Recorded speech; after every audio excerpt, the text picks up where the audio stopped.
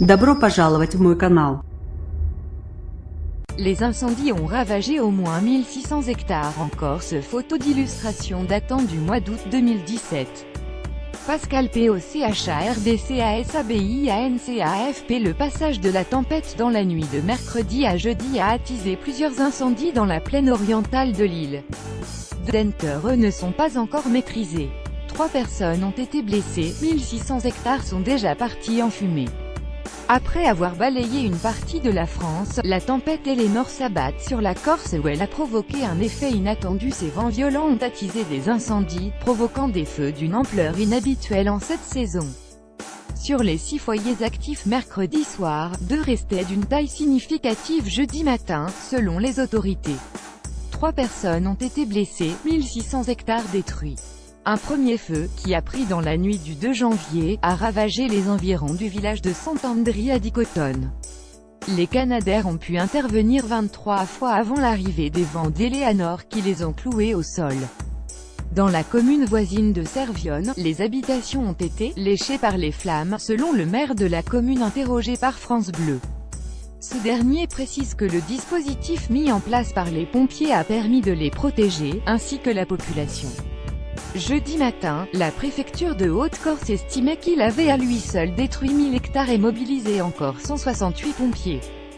2 maisons détruites et 3 blessés. Un second feu encore important s'est déclaré mercredi soir près de la commune de Chiatra, voisine des 2 précédentes, après la chute d'une ligne électrique.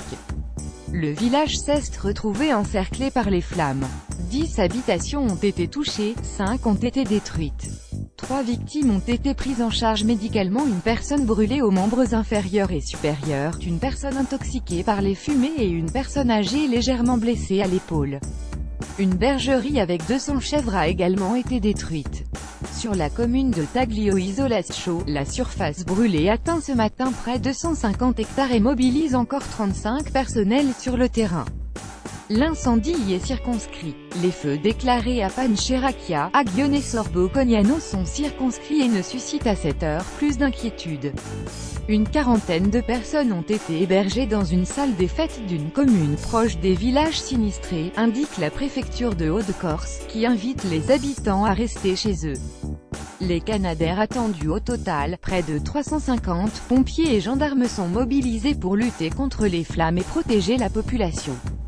Les vents ont soufflé fort dans la nuit de mercredi à jeudi. 123 km/h au Cap Corse, 140 km/h au Cap Sagro, 129 km/h à l'île Rousse.